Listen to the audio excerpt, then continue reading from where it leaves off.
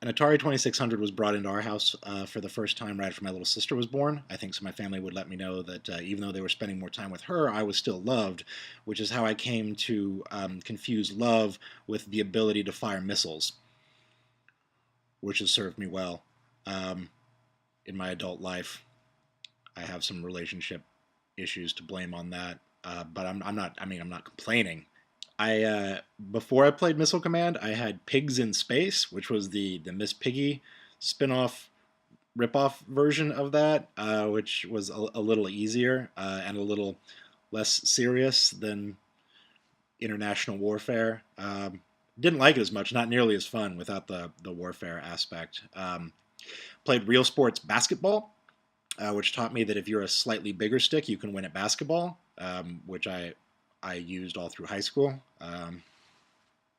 Thanks for teaching me that, Atari. I had a thing as a kid where I really liked E.T. for the Atari. I didn't have a copy, but the kid across the street from me did, and I would borrow his.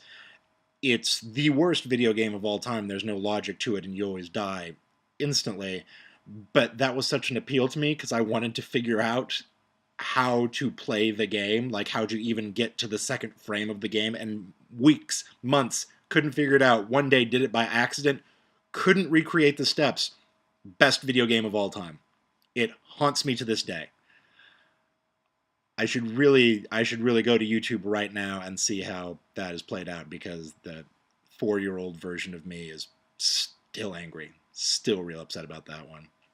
Um, Look at the Atari games and look at the games that we have now. Like, it's a completely different thing, but the rules are still the same. If you understand what makes Pac-Man fun, you understand how to make a fun video game. Um, and they are that. They're these games are pure. They don't have the stuff that weighs down the modern video game experience. There's no multiplayer dial-in. There's no cutscenes. There's no questions about whether or not you dig the dialogue. There's just dig dug, and that's pure and it's wonderful. And there'll never be a time that that isn't relevant to what we do. It's Atari. It's awesome. You can't really argue with that.